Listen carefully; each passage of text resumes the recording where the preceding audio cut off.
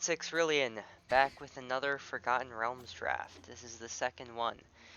So as you can see, we're going very fast. That's because this is not me reacting live as I'm drafting. This is just me in post. The last draft video was over an hour and a half, or maybe an hour 45 minutes. So this one's only going to be like half that time. So it should probably be more fun to watch. I'm just, playing around with it, seeing what I'll do for future drafts. This one, it was like 3 weeks. It was 3 weeks ago. Wait, no, maybe even 4 weeks ago when I actually did this. So I don't remember everything that happened. As you can see here, I'm going for green and blue. I got two blue rares right off the bat. I have the Grazilax Ithalid Scion or something like that can draw me a card whenever can draw me one card whenever one or more creatures I control deal combat damage to an opponent. So I end up going with like a whole bunch of flyers. You see, like I take the Silver Raven there, and also I got both the on-color manlands. I have the Hydra and the Storm Giant, Hall of the Storm Giants. So those probably going to come in handy. It's a land, but it's also a win con, and it can just win the game, and it dodges sorcery speed removal, which is pretty common in drafts because they don't always have access to the best removal. So yeah, lots of different evasion, a little bit of ramp, and I'm also going for kind of a venture into the dungeon theme. Um, I didn't go like all into it. And also, yeah, of course I take the rare. Why would I not take the rare? And I take the rare again. Yeah, you're right. I take the rare. I can't resist. Well, sometimes. No, I can't resist. Um, so yeah, the venture theme, I don't know. I feel like it can be pretty good, but it's just such an awkward event because when you're like doing all of this shenanigans and like, okay, haha, you get to scry one, it's not great. But if you're able to consistently venture like at least once a turn and you just get into the late game, you can get so much value from it. You can get lots of card advantage and just lots of whole bunch of different things that just give you like a tiny edge, but over time a larger edge on your opponent. And yeah, you saw that I did take the rare again. Off colors. I was actually thinking of splashing red at one point, and then that paladin class, I was like, maybe I should go white. And then I didn't. Spoiler alert, but Oh, this rare, long rest. This was a fun one. So you kill all my good things? No. They live on. They're just napping. It was just a really long nap. But they're back. That card, the Scion of Stygia? I don't know how to say that. That one came in handy a lot. The whole like tapping things down with flash. Um, you can do a lot of cool things with it. You can keep yourself alive longer by tapping down your opponent's things. Take the Pixie Guide because it has flying. um, all right, so and that's the deck. So let's see what I did. So I take the fly and the cheap flyers. Okay. Lots of different things. Lots of flyers, big creatures. I take the Gretchen. I have mixed feelings about Gretchen. Um, I think overall, if you are able to activate her like once, it's worth it.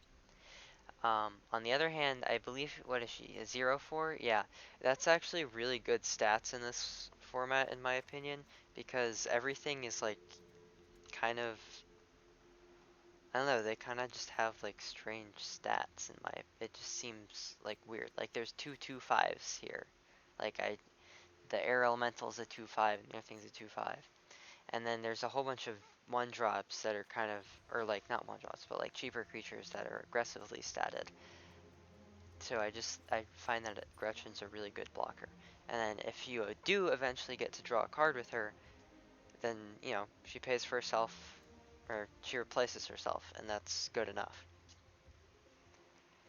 So this is the deck.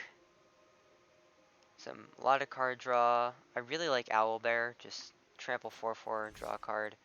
The Air Elemental is ridiculously good, or Air Cult Elemental. The bouncing a creature on ETB is really good, and of course it's on like a flying body, which is, you know, good for killing people. But it also like blocks all the other flyers pretty well, even the dragons, because they're all like 4/4, or not all of them, but some of them are 4/4s.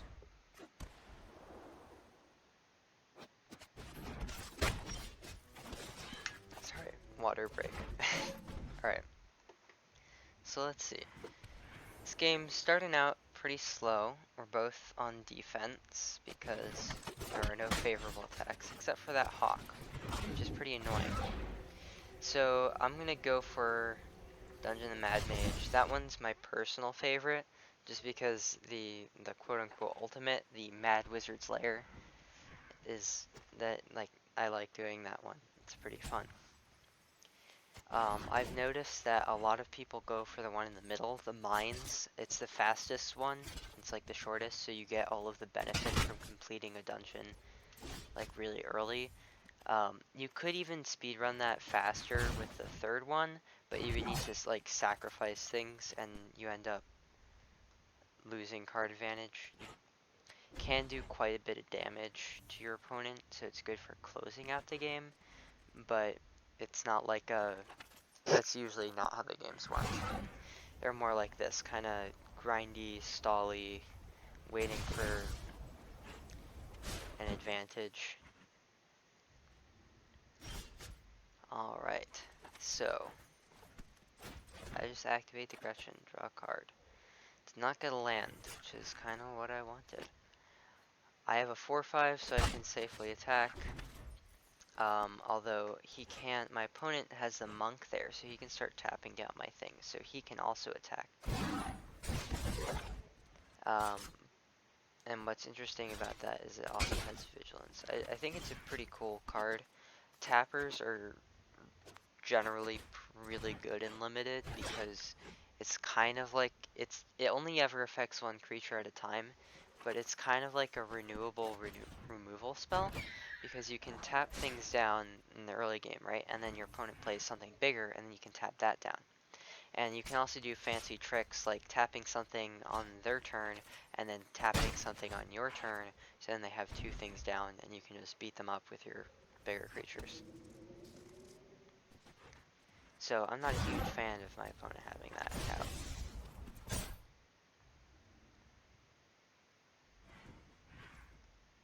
Alright, so let's see. I might actually Ray of Frost the Monk, I'm not sure, I don't remember here. Alright, start with the safe play. Not even attacking with the 4/5. I guess I don't want my opponent swinging in with the 3/4. And like doing things with it. Yeah, like the double strike. I want to be able to kill it. Because even my Death Toucher would die to the first strike damage before it got a chance to kill the double striker. Alright. And now my big dude has flying, and I'm just going in for it.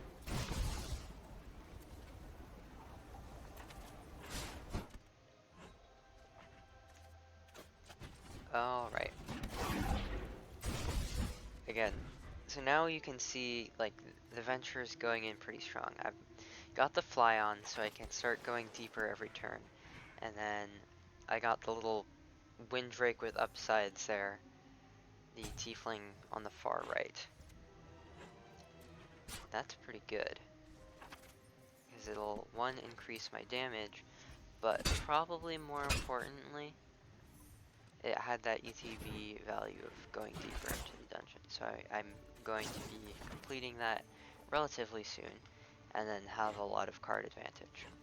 That's not even mentioning the long rest that I can do, and probably after I get more mana so I can get more things.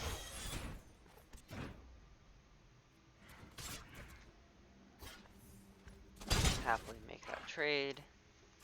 Now let's see, Air Elemental is 3 drop. Nothing else is that worth it. You know, this is actually pretty interesting because I don't remember like anything. I just remember how many wins and losses I get. But that's all. This is kind of exciting for me. I don't know about exciting, but I have no clue what's going to happen. It's a mystery. Scry 2 lands, of course.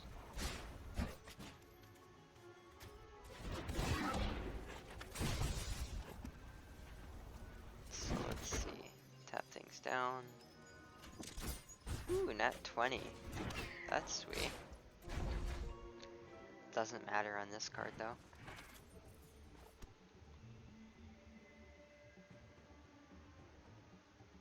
Alright, so let's see. Okay.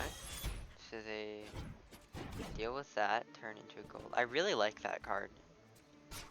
It's like usually there's like white enchantments and stuff. They're kind of like pacifism where they like can't attack or activate abilities or things like that. And then there's ones that are like Oblivion Ring where they just exile. This one's like rather unique. There are some that turn into other creatures and lose all abilities or whatnot, like Darksteel Mutation, and that gives it indestructible. But I don't know, I just really like the gold one. I think it's very flavorful.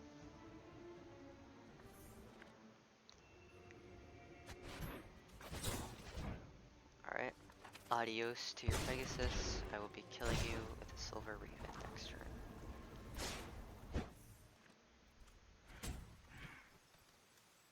Good game. Alright. And yeah, going for their card. And they scoop. Alright, on to the next one. Feraless. Yeah, it's a good hand. Got turn 2 Basilisk. And just hope to get lands. It's a solid plan. Can't possibly go wrong.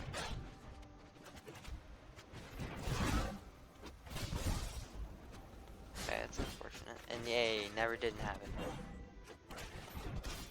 Never didn't have it. Pass the turn, and then, you know, pretend to have a counterspell or something, but really I'm just gonna activate Gretchen. I don't even want to contact the other plane right now. They're busy, I don't want to be put on hold. Also, another thing, the reasoning why I did that, yes, I don't go as deep, but activating Gretchen it's like more card advantage, right? Because if I use the contact the other plane, that's it, it's gone. And yes, I draw 2 cards, but with Gretchen, I can do that, and then I can keep activating her. So even if she died or whatever, I still would have gotten the value and also have to contact the other plane.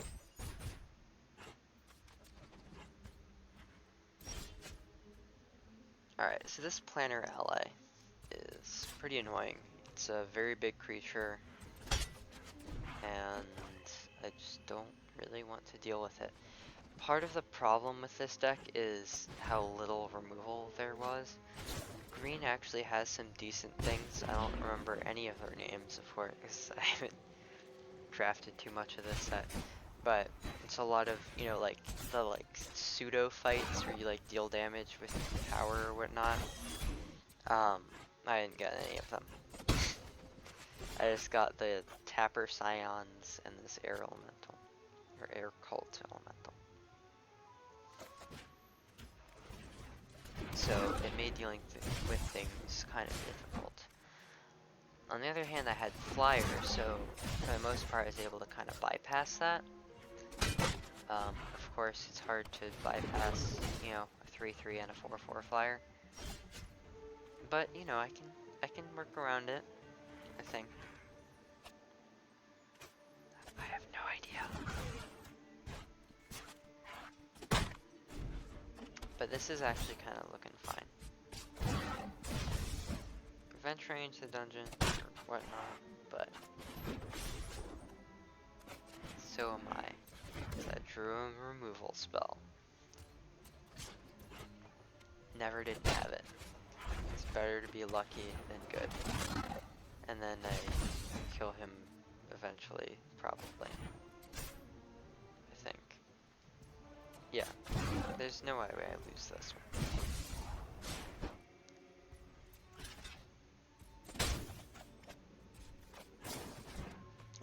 So here, I actually did that because I wanted to dig deeper, and yeah, of course I didn't get a scry or anything. It was just a draw 2. Kind of disappointing.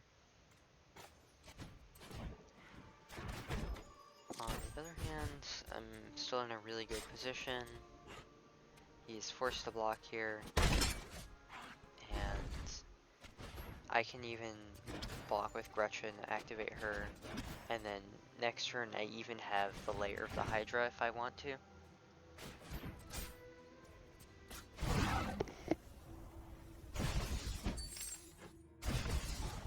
So yeah, that double potion of healing was kind of luck. It was really lucky and rather annoying at the time. I was like, bruh, come on.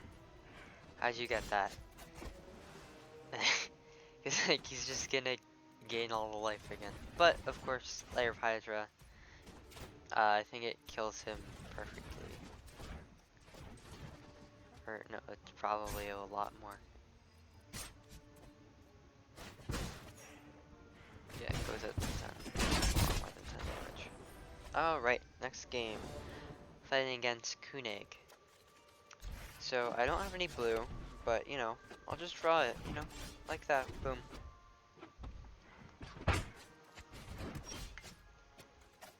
And just continue to do nothing. Aha, psych. Got him.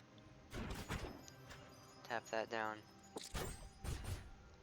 There could also be an argument for letting him attack and making a trade, but I decided to just forgo that and see if I could tap down and then if he still wanted to make a trade. He did not. And of course the Bard is dead. Which really sucks because I didn't even get the Venture trigger at the end of my turn. So here's the Scion, let's see what he does. He blocks. Alright, bold. And that explains why he blocks. I play the Pixie Guide, make the Owl Bear more like an owl. And, you know, Owl Bear goes on an adventure. He's gonna eat some low-level parties and, you know, be happy.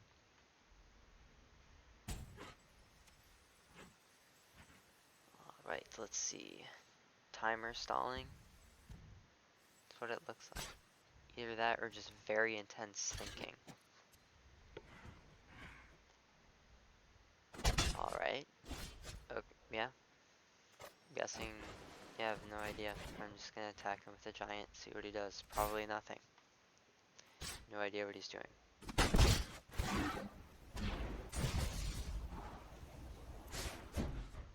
Alright, and that's a good game. Cool. And now fighting Nuno Mendonca. The Dovin PFP. Okay, Cloister Gargoyle. That Cloister Gargoyle. Yeah. That's a good card. And the teleportation circle. Alright, so I remember this game. And I also remember 2 other games now. This teleportation circle is a tragedy. Like, how do I beat this? Like, I'm bounces like ETB creature, and then yeah, or no, not ETB creature. Bounces thing, and they just replace them. Then he completes the dungeon. Now he has 2 massive flyers. Like, what do I do? I play a Frost Giant. That's what I do. Assert dominance with a 4/5. You know what he does? He gains life and draws some cards. I wish I was doing that. Try to make an opening, you know, swing in.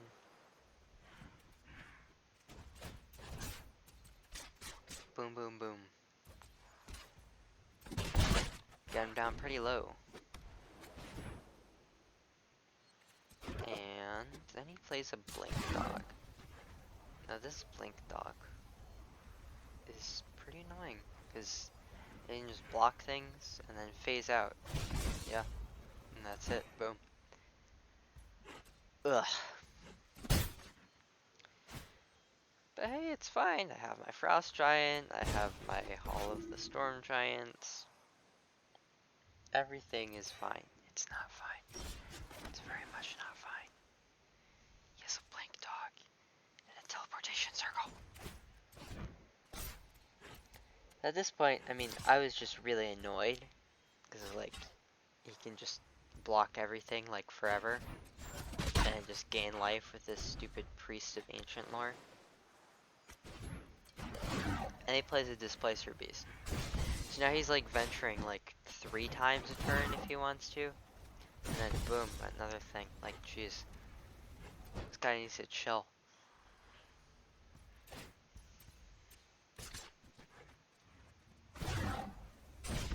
Yeah, the moral of the story here is the better rare wins. And, you know, teleportation circle better than Layer Hydra and Limited. Heard it from me first. I discovered it firsthand. And yeah, there's really nothing I can do here. So I'm pretty stubborn, but I actually did concede because I knew the game would last forever and that I would just lose in the end. Alright. Yuan-Ti Malison. I love this card. It's like, it enables itself by giving itself unblockable. It's like pretty cool. And also, you know, 2 mana 2/1, so it's not even that bad. So yeah, that's just gonna get me value here and there. Well, every turn really. And here I actually go for the shorter one. I don't remember why I went for the shorter one, but I did. Definitely go Pixie Guide here. He has 2 2/1s, so Pixie Guide blocks them very well. The Jin is pretty annoying, but my Malison is unblockable, so it doesn't really matter. Oh, that's why I wanted the treasure token for the Owlbear. Yo, past me is so smart.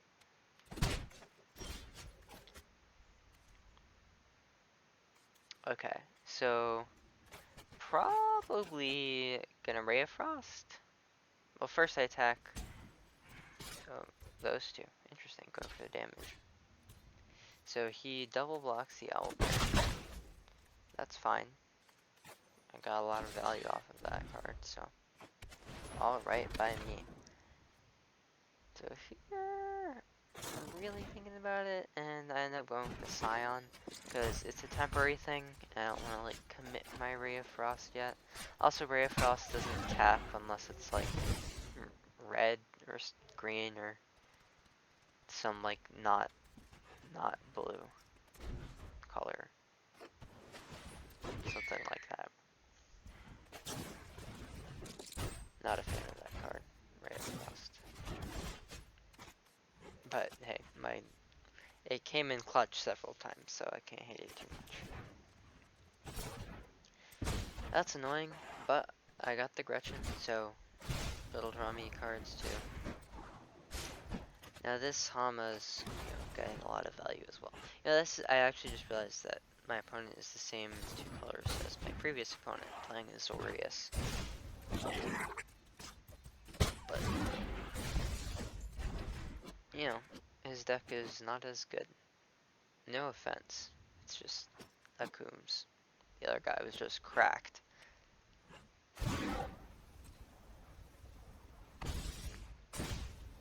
So, my opponent is with the Ranger's Hawk and the Hama, he's like doing a lot each turn. And I don't know, I just found this really interesting that he also chose the Mines of Phandelver.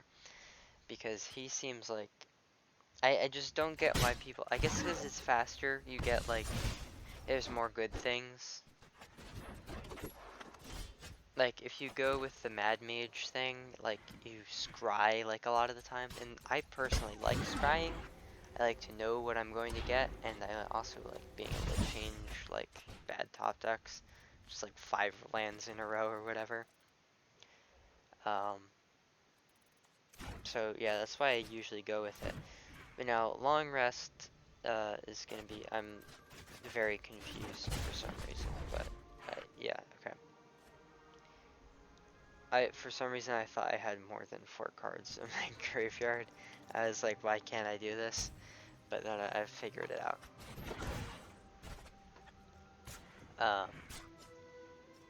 So yeah, now I have a lot of cards. My opponent has a really nice board, but I have a lot of mana and a lot of cards, so I'm feeling confident here. Both at pretty low life totals as well. But boom, Air Call Elemental, I can bounce the Hama and also get rid of the Fly, which is ridiculously good. It's like so mana efficient. And then go for the Yuan-Ti Malison, you know, just so I can swing with it next turn, because I want to be blocking with all my other creatures, so it's the only thing I'll be attacking with.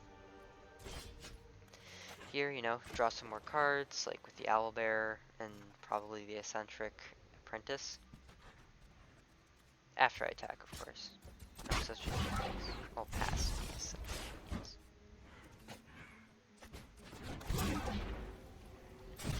Prevent that from attacking, so he doesn't get to venture. And, yeah. Pretty dope.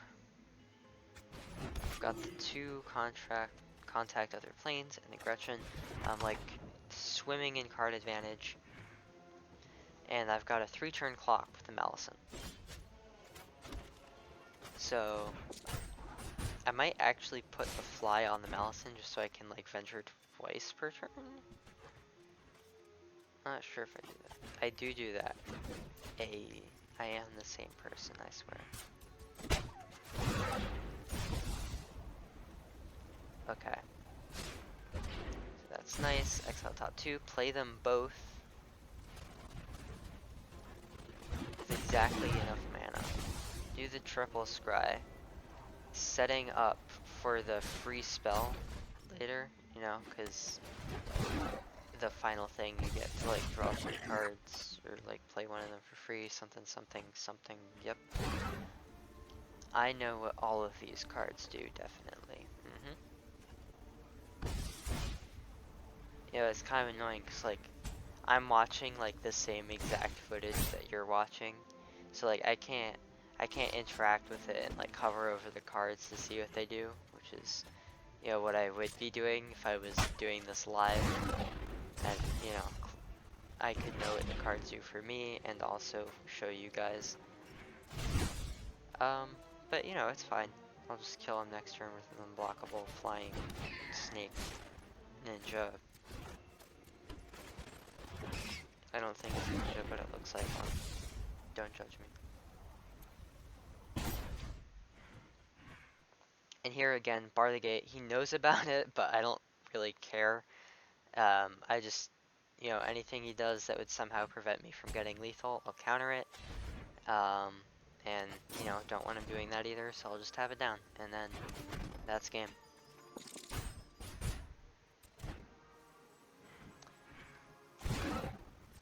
Just awkwardly waiting for the next game to start.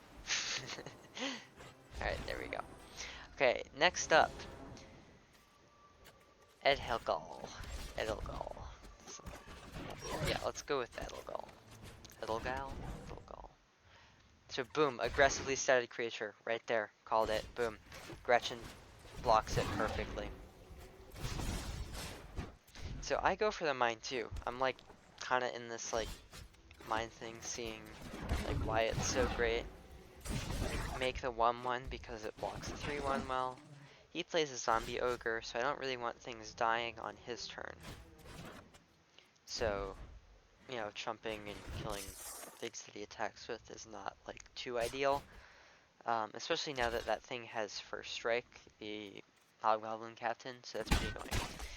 Because that's just going to be dealing 3 to me, because I can't really block it well. So I just go for the card advantage, I guess. Got the island, and then I can play the Death Toucher. That blocks the ogre really well.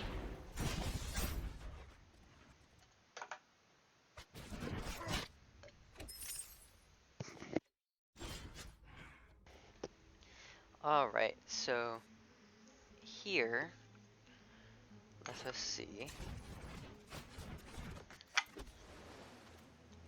Go for the Fixie Guide now. And then boom, draw a card. Completed the dungeon. Red Dragon. I love all the dragons, and I really like the, well no, I don't like the blue one. The blue one's stupid, I don't like it. Red Dragon is cool. The art is really nice, and I'm glad that, you know, they have like sleeves of all of them with the Mastery Pass. Which is probably worth getting if you have the gems for it. Because it gives you a free draft token, which is 1,500 gems, and then it gives you like several intervals of I think 200 gems. I don't know exactly how much, but in the end, that plus everything, you only end up doing like 1,000 gems, but it's like a lot of packs, a lot of cosmetic stuff, so in my opinion, it's worth it.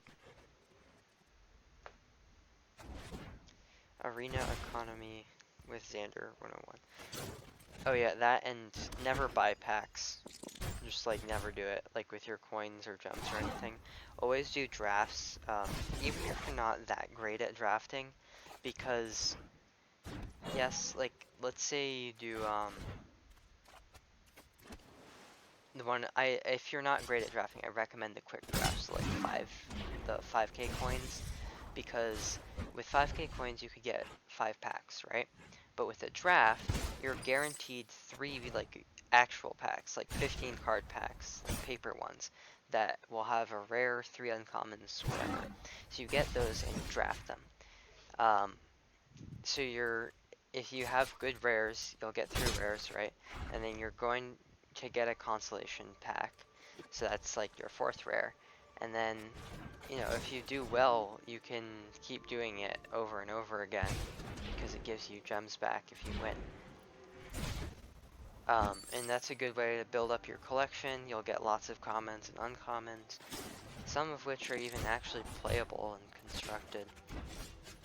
I think in the past couple sets, Wizards have increased the power of the limited formats, and I'm been really enjoying it. Just like high power commons and uncommons kind of reminds me of the like non-standard sets, like the Modern Horizons 1 and 2, like the Master sets.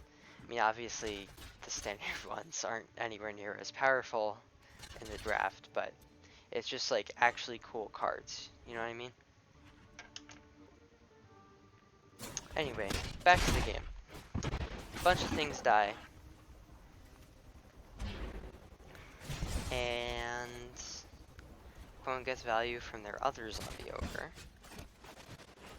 I give my owl bear the gift of flight that it deserves, because it is an owl as well as a bear. It's barely a bear though. It's not even a 2-mana 2/2 SMH.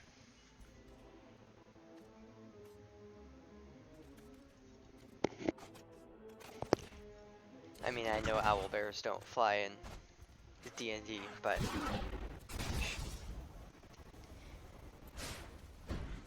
I think this is just lethal next turn. I don't think there's anything he can do about it.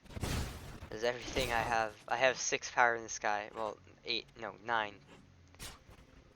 That is good game.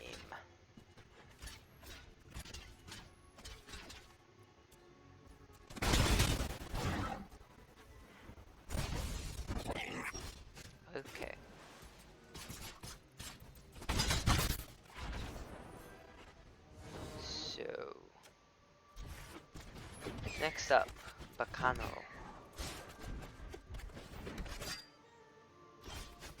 Wow. I have no idea which game this is. I completely lost count. Anyway, we both have 1/1 flyers, which is kind of frustrating. Neither of us are going to, like, go for the thing.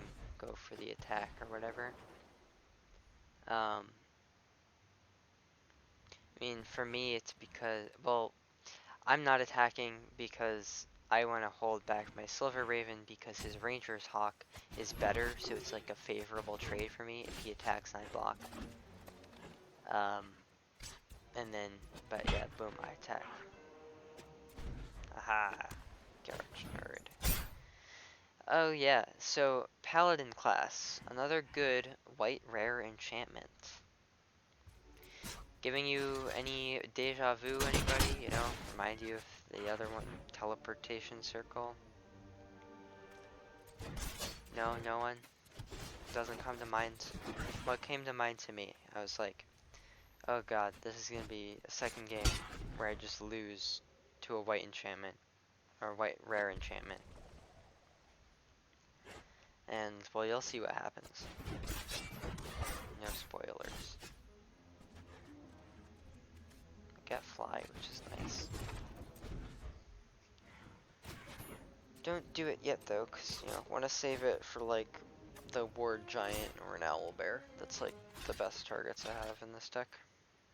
So yeah, now he has this big double striking hawk thing, you know, because of the paladin class, and it's kind of terrifying. Cause like I could just die if I don't block it. And it's not like I'm just chump blocking. I mean, I chump blocked with a 1/1 that turn, but like, now I have to do like a 2/5. It'll do 12 damage to me. Then, yep, get blown out. And surprise, surprise, I die. Yay!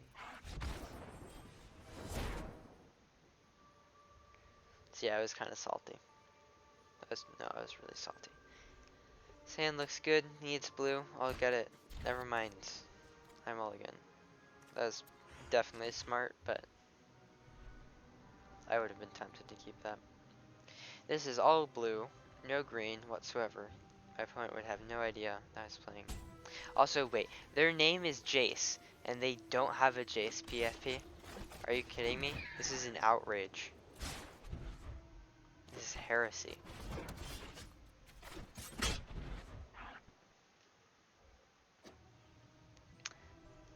Okay, got the land, by the way, if you weren't paying attention.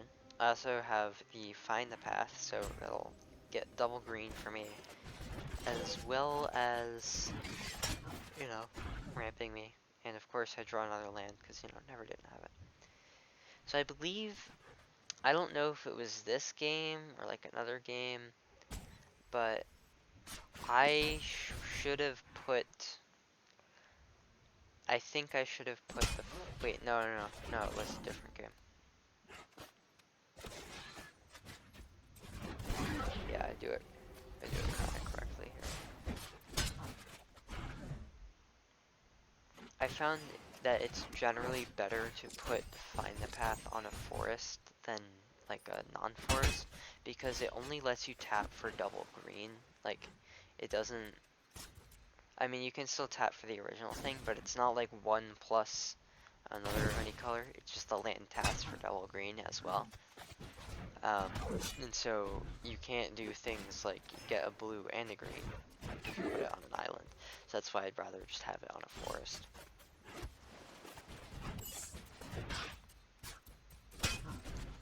Slowly poking Jace to death. He's the false Jace. Doesn't even look like Jace.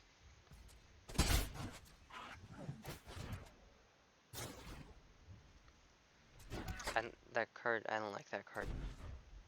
It's just like way too much mana. Okay, so they're gonna get some value with the Wandering Troubadour.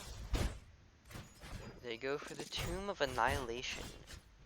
Interesting one. I'm guessing 'cause I'm at 13 life. And And they have like 7 more than I do. Wait, no, 8 more.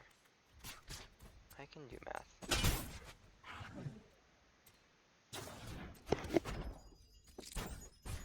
Kind of bold though, because I have so many like cheap creatures I don't really care about sacrificing. Like the 2/1 Arcane Investigator. I mean, yeah, it can draw cards, but I can also just activate the layer of the Hydra as a mana sink. So I'll just, you know, take some damage, hold it mana, swing with the Malison. I really like the Malison.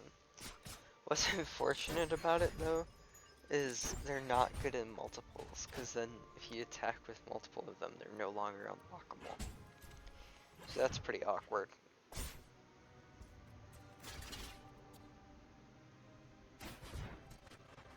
Alright, so they clearly forgot about my Hydra. So I eat one of their shepherds. Probably tasted better than the green energy Pegasus that it was shepherding, so. Good decision by the tree there. And yeah, I mean, I kind of just grind this game out. I play pretty safe, just attacking with the Malison over and over again, instead of, you know, being aggressive with the tree. It's kind of hard to, you know, do that because they have like an 11/11 forest and like a 4/4 owlbear trample and like the shepherd as well. So I really need to keep like all my options open, like with the basilisk for the death touch, and then the tree to eat like the smaller things he attacks with. May I get an owlbear of my own, which is really nice. And I tap out to play my own trapdoor. And now I am going deeper into the dungeon than my opponent.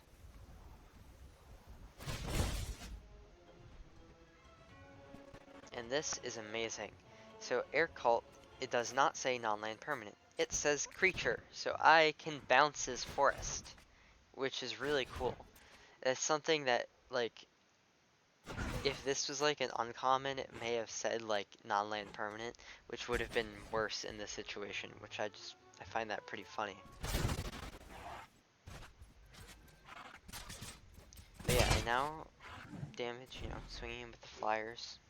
I think I had a counter in the Malison, so my DPS remained the same.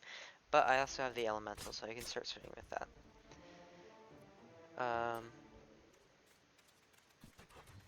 Yeah, do that. That makes sense. Purple Worm, don't want him doing that. We'll bar the gate.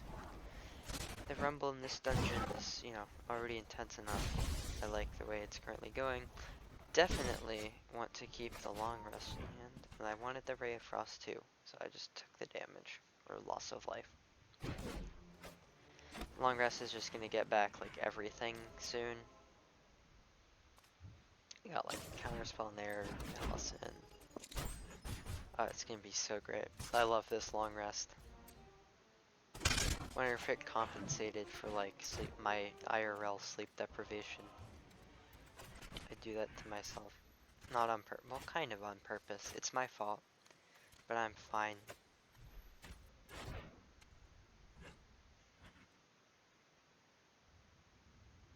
I swear I'm fine.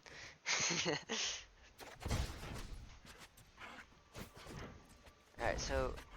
Oh, actually I just noticed again, my opponent is playing like a very similar deck to me. They're the exact same colors, a lot of the same cards. They've got their own Gretchen, they have their own Owlbears, Trouters. If I had Purple Worms, I'd be playing them. But yeah, it's interesting because they're going really hard on the Tomb of Annihilation because I'm at such a low life total. And so that's a common thing that you'll see. It's like, that's like the very, very, very end game dungeon. But then most people go for the mines. Again, I'm a sucker for value. Go for the Mad Mage. Not every time though. has its moments, but sometimes the others are better. You know, I kind of wish they added more than 3. Like, I feel really limited. And it's like a double parasitic mechanic because you need venture into the dungeon as well as the dungeons themselves. Like, you need both things. I don't know. It's pretty awkward, but it's like kind of fun. Well, no, it is pretty fun.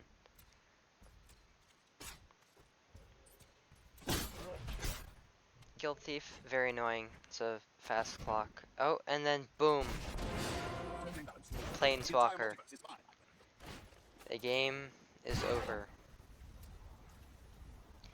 They have like a 2-turn clock, a Planeswalker that draws cards, and yeah. And I get the 1-9 again. Scion can stall for a turn, because, you know, I can tap down the Guild Thief, but can't kill the Planeswalker. Pass the turn.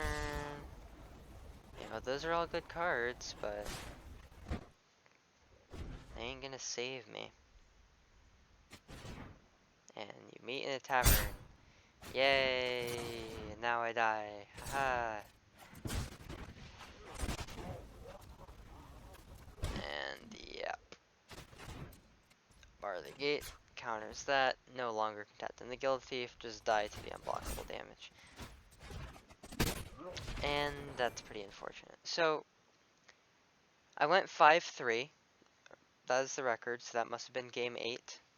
I'm pretty happy with the deck and how it went. I mean, as long as I get like 4 wins in like the time draft, like the multiplayer drafts, it's worth it. You lose 100 gems, like if you look at it in terms of like because it costs 1500 and you get 1400 back from 4 wins. So you lose 100, but it's fine because you get so many cards. Because you get like 3 packs, and then like as like prize packs, and then you get the whole drafting experience. And I got 5, so I actually net gems. I got a profit, and I got 4 packs, I think, probably. So overall, went really well. It's actually the same exact record as the first draft I did, or that I recorded. Definitely didn't draft before that. Nope, not at all. Never happened. This was definitely only the second one. Bye, that's all. Oh, and you know, hit that subscribe button, the bell icon, so you get notified for new videos, and like, comment, you know, share with your friends, all that stuff. And thanks for watching. Bye.